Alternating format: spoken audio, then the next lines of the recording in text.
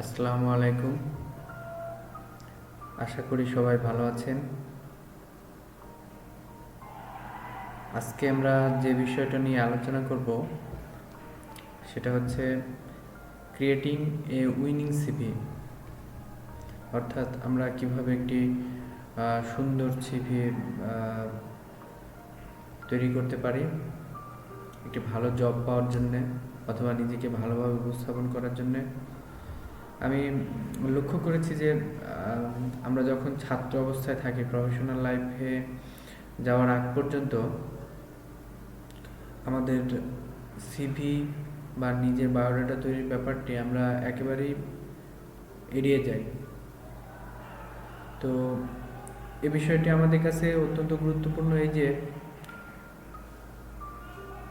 CV যদি ভালো না হয় তাহলে যিনি আপনাকে রিক্রুটমেন্ট করবেন তো আপনার ব্যাপারে একটা খারাপ একটা থিঙ্কিং তার চলে আসে, বা আপনাকে রিক্রুট না করার একটা অপশন তৈরি হয়ে যায়। সেক্ষেত্রে আপনি যদি নিজেকে ভালোভাবে উপস্থাপন করেন, কারণ যিনি আপনাকে রিক্রুট করবেন তিনি কিন্তু আপনাকে দেখেন না, দেখেন আপনার সিভিটি। সুতরাং সেটি অত্যন্ত সুন্দর পরিপাটি হওয়া জরুরি। আমরা সেই বিষয়গুলো নিয়ে একটা সিভি কী কী ফরম্যাট থাকতে পারে, সিভি কয় টাইপের, কোন কোন বিষয়গুলো থাকলে আপনি সহজেই রিক্রুটমেন্ট অফিসারকে অ্যাট্রাকশন বা আপনার দিকে অ্যাটেনশন দিতে পারবেন, সেই বিষয়গুলো নিয়ে আলোচনা করব।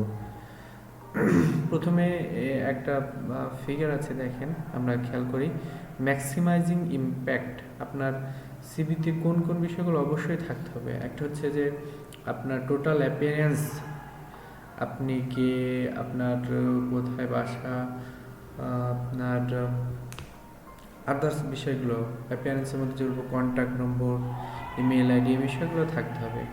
তারপরে রিলেভেন্ট এডুকেশনাল ব্যাকগ্রাউন্ড, সাথে এক্সপিরিয়েন্স, এই বিষয়গুলো থাকতে হবে। সাথে সাথে আপনার সিভিতে এমন কিছু বিষয় থাকতে হবে, আপনি যে সাবজেক্টের উপরে সিভিটা ড্রপ করবেন বা কোনো একটা অবজেক্টিভসকে সামনে নিয়ে ড্রপ করবেন, সেটা একটি স্পেসিফিক আউটলাইন আপনার সিভিতে অবশ্যই অন্তর্ভুক্ত থাকতে হবে। এখন আমরা দেখে নিই যে একটা সিভিতে কোন কোন বিষয়গুলো আমি লক্ষ্য রাখবো ভালো সিভি তৈরির জন্য। একটা হচ্ছে লেন্থ।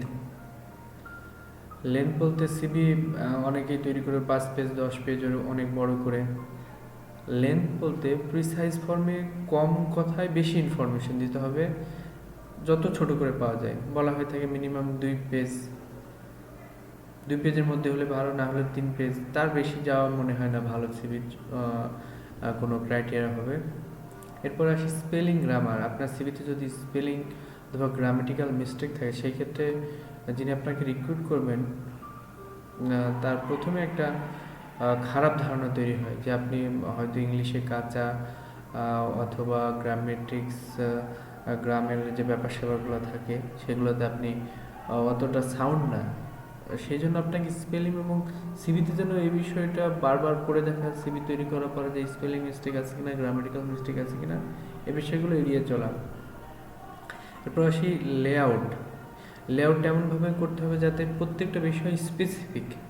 আমরা এই লেকচারের শেষের দিকে 2-1টা এক্সাম্পল দেখাবো যে স্পেসিফিক কীভাবে করা যায়। এমনভাবে হতে হবে যেন একটা সিভি আরেকটা সিভি, একটা অপশন আরেকটা অপশনের থেকে আলাদা হয়, যিনি রিড করবেন তার কাছে যেন ইজিলি ভিজিবল হয়। Consistency of style. Consist of style বলতে আমি সিভি প্রথমে ইউজ করলাম টাইমস নিউ রোমান ফন্ট, পরে ইউজ করলাম এরিয়াল ন্যারো, এরকম না। এরিয়াল ন্যারো হলে সব জায়গায় এরিয়াল ন্যারো, যদি টাইমস নিউ রোমান হয় সব জায়গায় টাইমস নিউ রোমান, যদি হেডিংগুলা বোল্ড হয় তাহলে সব হেডিংই বোল্ড, যদি লেখাগুলা নর্মাল ফন্টে হয় তাহলে সব লেখায় নর্মাল ফন্টে। Effective use of space. কোনো জায়গায় কম স্পেস দিলাম, 2টা শব্দের মধ্যে স্পেস কম দিলাম, কোনোটা বেশি দিলাম, এরকম হলে সিভি ভালো হবে না। এখন আমরা দেখি যে একটা সিভি বাদ পড়ার জন্য মেন কারণটা কি। Most common reason CV is rejected is spelling and grammar mistake and irrelevant information. তার মানে স্পেলিং মিস্টেক এবং গ্রামাটিক্যাল মিস্টেক অনেক সিভি বাদ দিতে পারে। আরেকটা হচ্ছে ইরিলেভেন্ট করে, যেটা আপনার সাথে রিলেভেন্ট না, আপনি কখনো নামই শুনেন নাই, হচ্ছে আপনি সিভিতে দিয়ে রাখছেন, আপনাকে যখন ওর উপরে কোনো কিছু জিজ্ঞেস করা হবে আপনি কোনো অ্যান্সার দিতে পারবেন না। সেক্ষেত্রে ইরিলেভেন্ট কোনো ইনফরমেশন, আপনার সাথে রিলেভেন্ট না, সেই ইনফরমেশন সিভিতে অ্যাড করা যাবে না। এখন আমরা দেখি যে যখন কোনো কাউকে রিক্রুট করা হয় তাহলে তার কোন কোন বিষয়গুলো ফাইন্ড আউট করা হয়। ফার্স্ট হচ্ছে what skills or abilities are needed, যে ওই জবে কি কি স্কিল এবং অ্যাবিলিটি যেটা সার্কুলারে বলা থাকবে সেইভাবে সেই স্কিলের উপরে আপনি বেশি জোর দিবেন, তাহলে আপনার সিভিটি সুন্দর হবে। হোয়াট এক্সপিরিয়েন্স ইজ রিকোয়ার্ড, সার্কুলারে যে এক্সপিরিয়েন্সের কথা সবথেকে বেশি বলা থাকবে, ওটা যদি আপনার না থাকে তাহলে তো নাই, আর যদি থাকে তাহলে সেটাকে সেইভাবে অ্যাট্রাকটিভ করে ওটার উপরে জোর দিতে হবে। হোয়াট অ্যাডিশনাল রিকোয়ারমেন্টস আর দেয়ার, সেখানে অতিরিক্ত কোনো রিকোয়ারমেন্টস আছে কি না, যদি অতিরিক্ত রিকোয়ারমেন্টস থাকে, যেরকম থাকে প্রফেশনাল এক্সপিরিয়েন্স, স্কিল, এই বিষয়গুলোর উপরে আপনার হেডিং দিয়ে ওই বিষয়গুলোর উপরে জোর দিতে হবে। Match this to your most relevant life experience, skill, abilities. আপনি দেখবেন অ্যাপ্লাই করার সময় যে আপনার যে সার্কুলারটি আছে তার সাথে আপনার এক্সপিরিয়েন্স, স্কিল বা অ্যাবিলিটির কতটুকু মিল আছে, তাহলে আপনি বুঝতে পারবেন যে আমার সেখানে রিক্রুটমেন্ট পাওয়ার প্রবাবিলিটি কত, বা আমাকে কিভাবে লিখলে যিনি রিক্রুটমেন্ট অফিসার থাকবেন তিনি কিভাবে অ্যাট্রাকশন বা অ্যাটেনশন আপনার প্রতি দিতে পারবেন, সে বিষয়টি ভালোভাবে অন্তর্ভুক্ত করবেন এক্সপিরিয়েন্স, স্কিল, অ্যাবিলিটিস এই হেডিং দিয়ে। এখন আমরা দেখি আপনি কোন কোন বিষয়গুলো একটা সিভির মধ্যে ইনক্লুড করবেন। First, personal details, most important. অনেক সময় দেখা যায় যে সিভিতে নাম আছে কিন্তু কোনো মোবাইল নাম্বার বা কোনো কন্ট্যাক্ট নম্বর নেই, ইমেল অ্যাড্রেস নেই, সেই বিষয়গুলো আপনাকে ফার্স্ট ইনক্লুড করতে, যেরকম আপনার top of the CV, first include name, then your last completed degree, then contact number, mobile number, email ID. এইভাবে যদি আপনি আপনার পার্সোনাল ডিটেলটা কমপ্লিট করেন তাহলে সিভি প্রথমেই আপনার সম্পর্কে একটা ধারণা তৈরি হবে। তারপরে আসবে এডুকেশন সম্পর্কে আপনি আবার ডিটেলস বললেন, প্রিসাইজ ফর্মে বলতে হবে, বেশি ইনফরমেশন দিতে হবে কম কথায়। তারপরে qualification, employment oblique experience, work experience, এরপরে স্কিলস, এগুলো আমরা নেক্সটে ডিটেলস আলোচনা করব। তারপরে অ্যাচিভমেন্ট, পজিশন অফ রেসপন্সিবিলিটি, আপনার কোন বিষয়ে আপনি ইন্টারেস্টেড বেশি। এরপরে সিভিতে আরেকটি ইম্পর্টেন্ট হচ্ছে reference. Without reference CV is not a complete CV. তারপরে কথা থাকতে পারে যে আমি যে ফরম্যাটে বললাম পার্সোনাল ডিটেলস, এডুকেশন, কোয়ালিফিকেশনস, এই ফরম্যাটে আপনাকে লিখতে হবে। পার্সোনাল ডিটেলস অবশ্যই প্রথমে লিখতে হবে, তবে এডুকেশন, কোয়ালিফিকেশন এগুলো আপনি আগ-পিছ করে লিখতে পারেন। তবে এইখানে যে সিরিয়াল, যেরকম personal details, education, qualifications, employment, work experience, skills, achievement, যে ফরম্যাটে বলা আছে, এই ফরম্যাটটা সাধারণত ইন জেনারেল আমরা ইউজ করে থাকি, এটা সবার জন্যই ভালো। এখন আমরা দেখি যে একটা সিভিতে আপনি কিভাবে আপনার সেন্টেন্সটাকে ম্যাক্সিমাম ইনফরমেশন দেবেন আপনার সম্পর্কে, অ্যাট্রাকটিভ কোনো কিছু। আমরা দুইটা এক্সাম্পল এখানে দেখি। ফার্স্ট দেখেন, managed student business society budget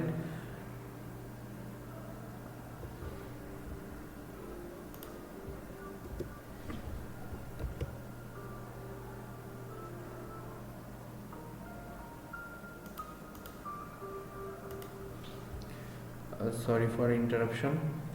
Managed student business society budget 2012/2013 took initiative to raise funds through coordinating charity event, raised 1,50,000। তার মানে যে স্টুডেন্ট বিজনেস 2012-13 সালের একটা সোসাইটি বাজেট থেকে একটা ইনিশিয়েটিভ নিয়ে আপনি 1.5 লক্ষ টাকার মতো ফান্ড রেজ করেছেন। অথচ আপনি সেখানে কাজ করেছেন, সেই কথাটা যদি শুধু সিম্পলি নিচের মতো করে লেখেন, I was a member of the student business society from 2006 to 2008, এভাবে যদি বলেন তাহলে এটা অতটা অ্যাট্রাক্টিভ না যে আপনি শুধু কাজ করেছেন, কিন্তু উপরে সেন্টেন্সে আপনি কাজ করেছেন, ইনিশিয়েটিভ নিয়েছেন এবং সাথে সাথে সেখানে 1.5 লক্ষ টাকার ফান্ডও ইনক্রিজ করেছেন। এটা যিনি রিক্রুটমেন্ট দেবেন তার জন্য অনেক গ্লোরিয়াস। যে বিজনেস ফান্ড বলেন, কোনো ইঞ্জিনিয়ারিং রিয়েল এস্টেট ফার্ম বলেন, গভর্নমেন্ট জব, যে কোনো ক্ষেত্রে এটা অনেক অ্যাট্রাকটিভ এবং আপনি ভালো কিছু ইনিশিয়েটিভ নিয়েছেন, তার পরিচয় এটা। যে শব্দগুলো সিভিতে খুব বেশি ইউজ করা হয়, একটা হচ্ছে নেগোশিয়েটেড। যেরকম আপনি বলে দিলেন যে স্যালারি স্ট্রাকচার বা salary maximum minimum range negotiable, তাহলে সেই ক্ষেত্রে হয় কি যে আলোচনা সাপেক্ষে আপনি সেটা করতে পারবেন। তারপরে after evaluation, managed, led, demonstrated, established, initiated, inspired, মানে আপনি আপনার যে ফার্মে বা যে কোম্পানিতে জব করতে চাচ্ছেন তাদেরকে ইন্সপায়ার করবেন, তাদের কাজটাকে এনহান্স করবেন। এইসব বিষয়গুলো, এই শব্দগুলা আপনার সিভিতে সবসময় বেশি ইউজ করবেন। তাহলে দেখা যাবে কি যে আপনি আপনার কোয়ালিটি ইমপ্রুভ করবেন যতটুকু আছে, বা আপনি একটা ভালো কোয়ালিটি দিতে পারবেন। আমরা দেখি যে কোন কোন শব্দগুলা সিভিতে বেশি ব্যবহার করতে হবে। একটা হচ্ছে negotiated, evaluated, managed, lead, demonstrated, established, initiated, inspired, enhanced, instructed, provided, improved, conducted। এখন আমরা দেখি যে using CV templates a good idea. এটা হচ্ছে একজন, আমরা সাধারণত যেটা করে থাকি যে কোনো একজনের সিভি নিয়ে জাস্ট কপি পেস্ট করে দিলাম, নাম এডিট করে দিলাম, তারপরে তার প্রফেশনের জায়গায় আমার প্রফেশন বসিয়ে দিলাম। এইভাবে করলে একটা সিভি কখনোই ভালো হবে না। আপনাকে যদি যিনি অফিসার থাকবেন তাকে যদি অ্যাট্রাক্টিভ করতে চায়, তাহলে আপনাকে একটা নির্দিষ্ট ফরম্যাট ফলো করে আপনাকে প্রিসাইজ ফর্মে আপনার রিলেটেড ইনফরমেশন বেশি দিতে হবে। সেক্ষেত্রে শুধু যদি এডিট করেন, সেক্ষেত্রে আপনি ভালো কোনো কিছু বা ভালো সিভি অবশ্যই পাবেন না। আপনাকে ভালো সিভি যদি তৈরি করতে হয়, তাহলে আপনার নিজের সম্পর্কে আপনি যে পয়েন্টগুলোতে স্ট্রং, সেই পয়েন্টগুলোর প্রতি জোর দিবেন। আদারওয়াইজ আপনার সিভি বা আপনি রিক্রুটমেন্টে অত ভালো স্ট্রং হবেন না। এখন আমরা দেখি যে একটা সিভির কি কি টাইপস থাকতে পারে। একটা হচ্ছে ট্র্যাডিশনাল অথবা রিভার্স ক্রোনোলজিক্যাল, এরপর আসে দেখি স্কিল বেসড, এরপর টার্গেটেড। এখন আমরা দেখি যে ট্র্যাডিশনাল সিভি বা রিভার্স ক্রোনোলজিক্যাল সিভিটা কি। Useful format if you have relevant work experience, that is internship, or have demonstrated career progression. যদি আপনার খুব ছোটোখাটো এক্সপিরিয়েন্স, ইন্টার্নশিপ এগুলো থাকে, সেক্ষেত্রে আমরা ইউজফুল ট্র্যাডিশনাল সিভিটা ভালো ইউজফুল হবে। Present information in order, most written first. সিভিতে, ট্র্যাডিশনাল সিভিতে প্রথমে যে জিনিসটা থাকবে সেটা হচ্ছে, এটা সব ধরনের সিভি ক্ষেত্রে প্রযোজ্য, আপনার প্রেজেন্ট ইনফরমেশনগুলো দিতে হবে। তবে যেটা মাত্র শেষ করলেন সেটা সবার উপরে। আমি আবার বলছি, যেটা মাত্র শেষ করলেন, ধরেন আপনি বিএসসি ইঞ্জিনিয়ারিং কমপ্লিট করলেন, তাহলে বিএসসি ইঞ্জিনিয়ারিং হবে প্রথমে, তারপর হবে এইচএসসি, তারপরে SSC.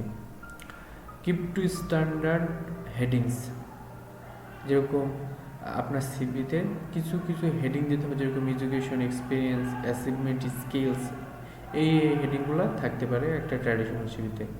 Easy to organise and demonstrate your progress.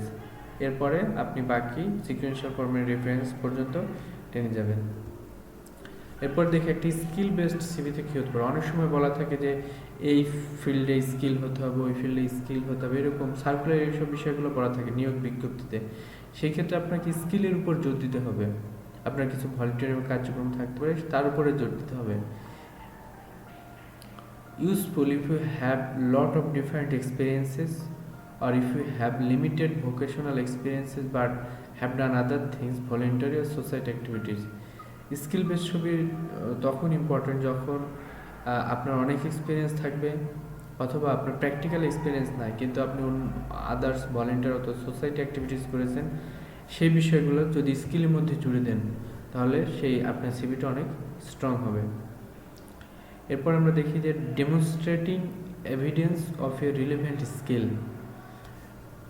নিয়োগ বিজ্ঞপ্তিতে বা সার্কুলারে যে বিষয়টার উপরে, যে স্কিলের উপরে জোর দেওয়া থাকবে, বলা থাকলো যে BSc in civil engineering structure expert, তাহলে স্ট্রাকচারে আপনি ইন্টার্নশিপ করছেন, স্ট্রাকচারের উপর ট্যুর করছেন, এই সব বিষয়গুলো আপনি স্কিলের মধ্যে জুড়ে দেবেন। Skills heading team work communication, skill হেডিংয়ের মধ্যে থাকতে পারে team work, communication, team management, এইসব বিষয়গুলো থাকতে পারে। Brief work experience description, brief work description এরকম একটা হেডিং দিয়ে আপনি কিছু স্কিল সেখানে দিয়ে দিতে পারেন। এক্ষেত্রে আপনার সিভিটা অনেক অ্যাট্রাকটিভ হবে।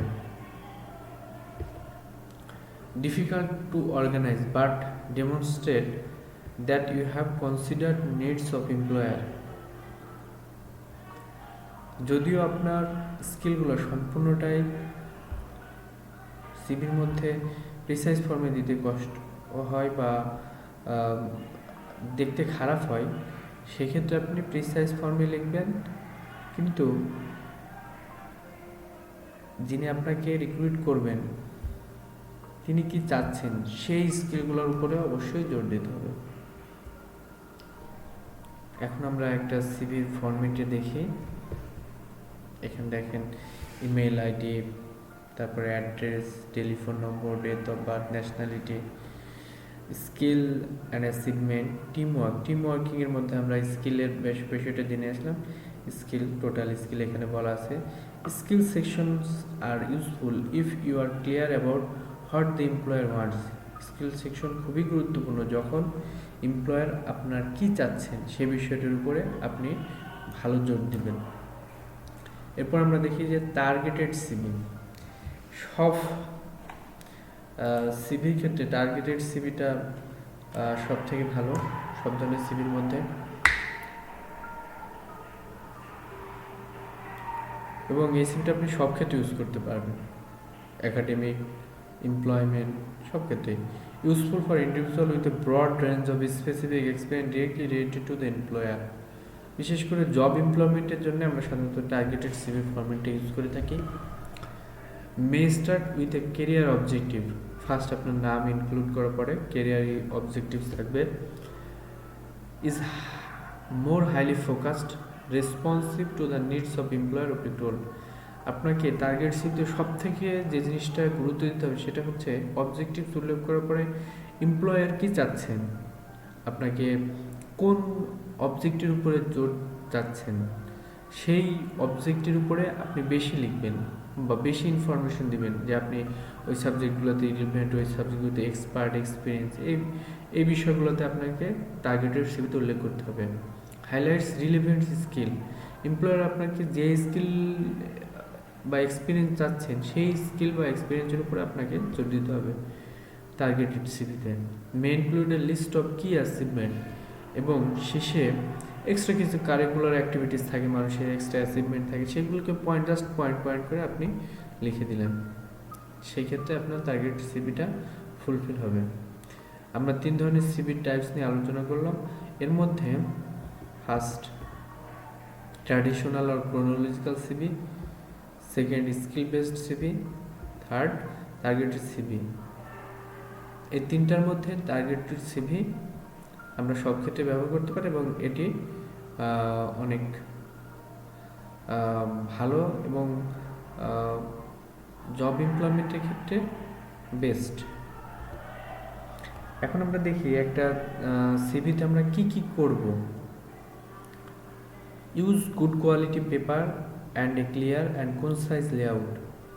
অবশ্যই সিভি প্রিন্ট করে জমা দেওয়ার সময় একটা ভালো কোয়ালিটি পেপারে জমা দিতে হবে এবং সেটাকে কনসাইজ লেআউটে হতে হবে। Show you are business like and well organised. আপনার সিভিতে এমনভাবে নিজেকে রিপ্রেজেন্ট করতে হবে যাতে আপনি সেই কোম্পানি বা সেই অর্গানাইজেশনের সাথে মানায় নিতে পারবেন বা আপনি তাদের সাথে রিলেভেন্ট, এই বিষয়গুলোর উপরে আপনাকে জোর দিতে হবে। Right and easily readable business style. CV জমা দেওয়ার সময় আপনাকে খেয়াল রাখতে হবে আপনি কোন ধরনের অর্গানাইজেশনে দিচ্ছেন, তাদের মধ্যে করে বা তাদের কাছে ইজিলি রিডেবল সেরকম ওয়েতে আপনাকে সিভিটি তৈরি করতে হবে। সেই জন্যে বেটার হচ্ছে আপনি কোন অর্গানাইজেশনে দিচ্ছেন তাদের এক্সপিরিয়েন্স, তাদের স্কিলস অ্যাচিভমেন্ট, তারা কোন ধরনের ব্যাকগ্রাউন্ড আছেন সেই বিষয়গুলো আপনাকে হাইলাইট করে জমা দিতে হবে। এই জন্য ডিফারেন্ট অর্গানাইজেশনে ডিফারেন্ট টাইপের সিভি জমা দেওয়া ভালো। Shows good communication and writing skill. এবং এরপরে যে আপনি খুব অন্যদের সাথে কমিউনিকেট করতে পারেন এবং ভালো রাইটিং স্কিল আছে সেই বিষয়গুলোর উপর জোর দিতে হবে। Make sure that there are no spelling mistake. আপনাকে সিভি প্রিন্টের সময় সব থেকে লক্ষণীয় বিষয় যেটা হচ্ছে যেন কোনো স্পেলিং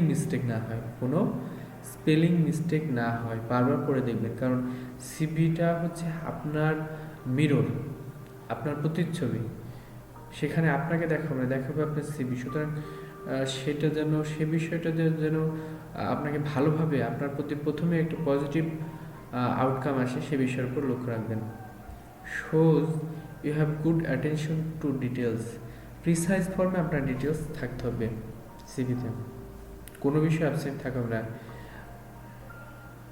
কোনো একটা সিভিতে তার ডেট অফ বার্থ উল্লেখ না থাকায় রিজেক্ট করা হয়েছে। সুতরাং be attentive for details. Select relevant proposal, educational and career details.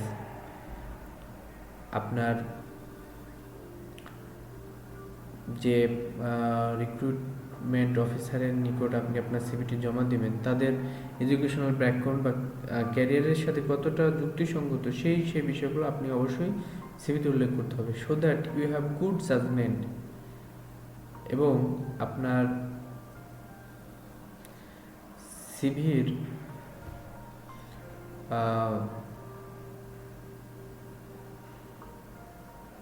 যে বিষয়টা আপনি সব থেকে ভালোভাবে উল্লেখ করবেন সেটা হচ্ছে যে আপনি খুব ভালোভাবে জাজ করতে পারতেছেন বিষয়টা, যে আপনি আপনার ওই কোম্পানির সাথে সব বিষয় অ্যাডজাস্ট করে চলতে পারবেন। Adjust your CV to different situation. আমি এর আগেই বলেছি যে সব অর্গানাইজেশনে জমা দেওয়ার জন্য আপনাকে ডিফারেন্ট টাইপের সিভি ইউজ করতে হবে।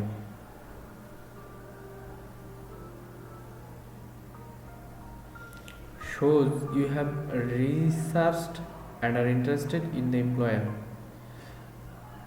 আপনি আপনার সিভিতে উল্লেখ করবেন যে আপনি সবসময় আপ টু ডেট থাকেন এবং আপনি এমপ্লয়ি হিসেবে সেখানে কাজ করতে আগ্রহী। Read your CV again before each interview. আপনি প্রত্যেকটা ইন্টারভিউতে যাওয়ার পূর্বে দেখবেন যে প্রত্যেকটা সিভি আপনি ভালো করে পড়ে নেবেন, সিভির প্রতিটা পয়েন্ট। সেক্ষেত্রে সিভি থেকে, কারণ একটা মানুষকে যখন ইন্টারভিউ নেয় তখন তো সিভির উপরে কনসেন্ট্রেট করা হয়, সুতরাং কোনো একটা পয়েন্ট যেন কোশ্চেন করলে সেখান থেকে যেন আপনি উত্তর দিয়ে আসতে পারেন, সেই জন্য সিভিটি বারবার পড়া ইন্টারভিউয়ে যাওয়ার পূর্বে। This is an agenda you have set for the interview.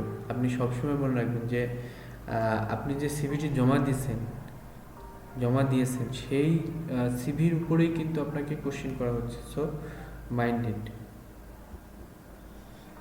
আপনি যে বিষয়গুলো সিভিতে এড়িয়ে চলবেন, কখনোই মিথ্যা কোনো কিছু ইনক্লুড করবেন না। Leave gaps in date.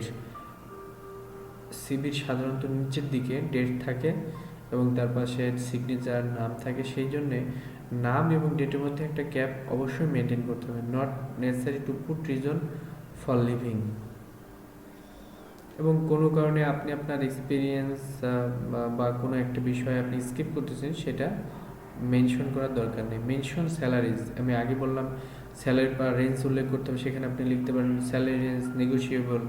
এইভাবে আপনার ওই ওয়ার্ডগুলো, ইম্পর্টেন্ট ওয়ার্ডগুলো অবশ্যই উল্লেখ করতে হবে। Include irrelevant information. Irrelevant information কখন ওই সিভিতে যোগ করা যাবে না, কারণ ইরেলেভেন্ট ইনফরমেশন যখন আপনাকে সেই বিষয়ের উপর এক্সপার্ট ধরা হবে, আপনাকে সেই কাজ করতে দেওয়া হবে, আপনি পারবেন না। allocate the same space to every position, প্রত্যেকটা পয়েন্টের জন্য সমপরিমাণ স্পেস যাতে প্রোভাইড করা যায়, বা প্রত্যেকটা পয়েন্টে যাওয়ার আগে যেরকম এডুকেশনে যতটুকু স্পেস দিয়ে শুরু করবেন, এডুকেশনের পরে এক্সপিরিয়েন্সে গিয়ে ততটুকু স্পেসই মেনটেন করবেন।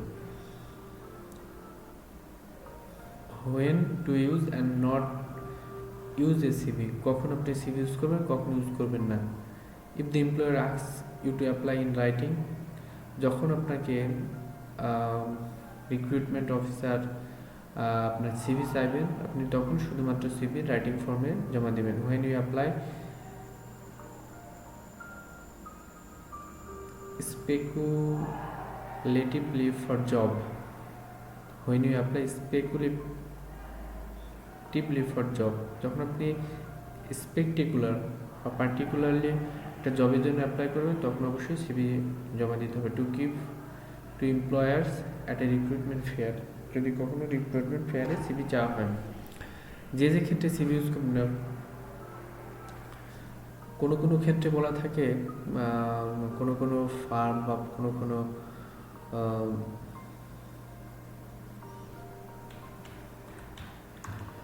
যে কোনো ফার্ম বা কোনো কোম্পানিতে যে শুধু তাদের স্পেসিফিক ফরম্যাটে জমাতে, সেই ক্ষেত্রে আপনার সিভি ইউজ করার দরকার নেই। এবং সার্কুলার ডেট শেষ হওয়ার পরে সিভি ব্যবহার করা যাবে না। যে বিষয়টি খেয়াল রাখবেন, no such things as the perfect CV, কোনো বিষয়টাই পারফেক্ট সিভি না। Need to be an effective reflection of your suitability for the post oblique sector to which you are applying.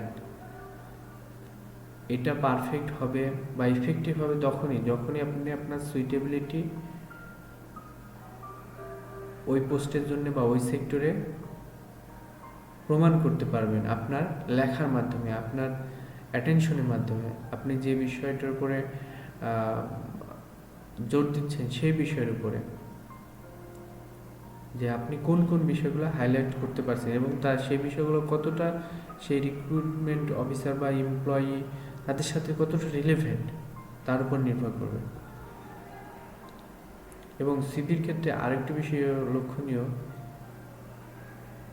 keep it to a maximum of 2 sides of A4, 3 for academic, maximum 2 পেজের মধ্যে একটা employee CV হওয়া জরুরি এবং 3 page হতে পারে যদি academic কোনো সিভি হয়। এবং